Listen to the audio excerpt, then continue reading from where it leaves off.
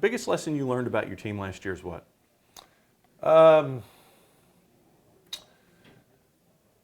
We still got a ways to go with learning to win on the road, but we were right in the hunt in some games my first year that we weren't competitive with, and we missed on a 2-point conversion at Lowndes. We traveled up to Walton and didn't play well in the first round of the playoffs, and so we still got some work to do in terms of our road performances. So what's it like in 1-7A? It's fun, to be honest with you. It's great competition.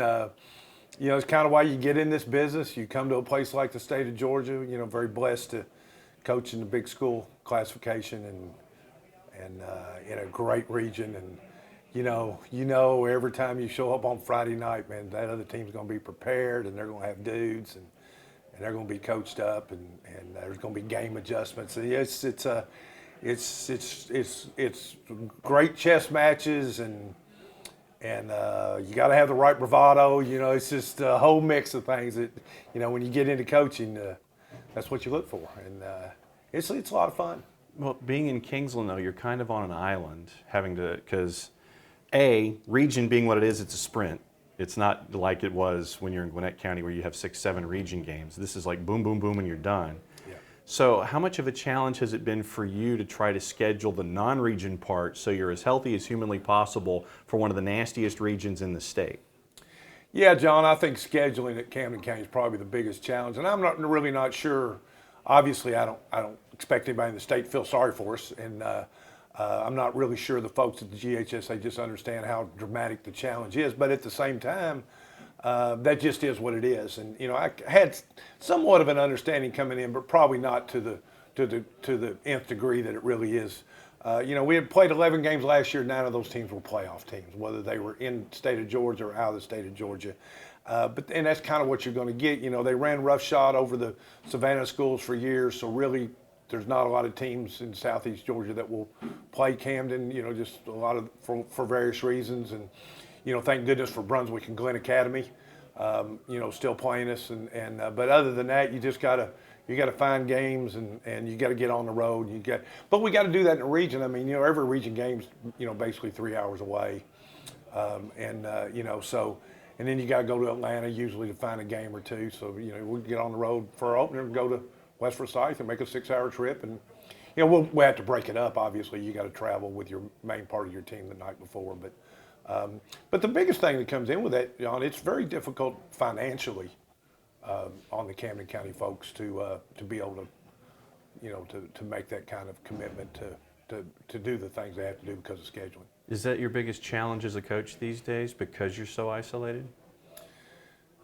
No, I still think the biggest challenges in coaching in today's world are local. It's the local mentality is like a place like Camden. The biggest challenge probably is now that we've got the program built back up, the competition to get on the field is much more dramatic. And so those guys that are maybe in that category of really good athletes are going in their sophomore year, will they go through the player development process to get to that point when they actually deserve to be on the field instead of expecting it to be handed to them before they're ready? And that's probably universal in today's society. So I still think your challenges are always local. There's things you can't control when it comes to scheduling, who our region is. You can whine and complain about those things all nobody wants to hear it. Who really cares anyway? My goodness, if you're going to worry about that, you just got to go play the next game. You got to go play the next play and control the things you can control.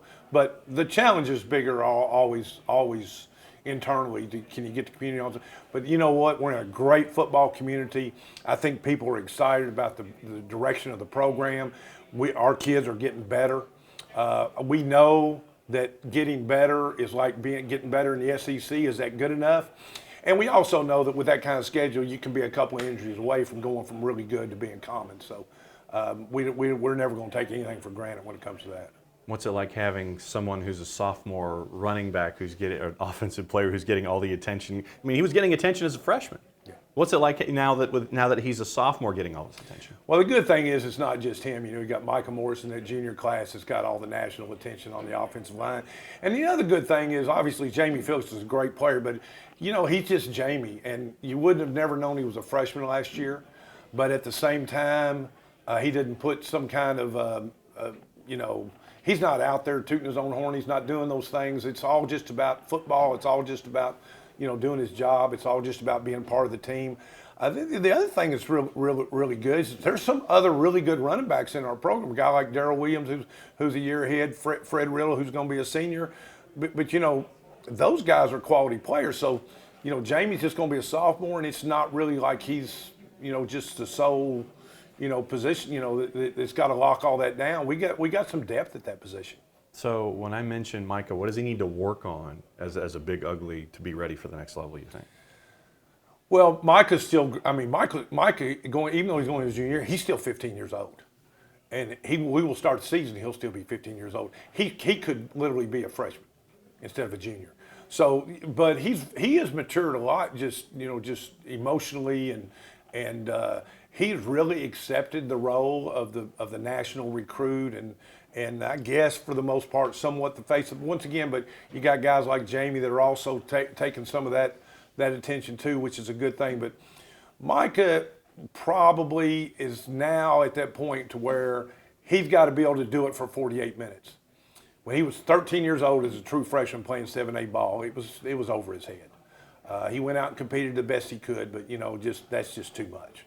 But it got him a lot better going into his sophomore. And he had a really good sophomore year, but you could see during the course of the game, you could see during the course of the season, he would fade, his conditioning, and you know, because that's tough on a 320-pound 14-year-old last year.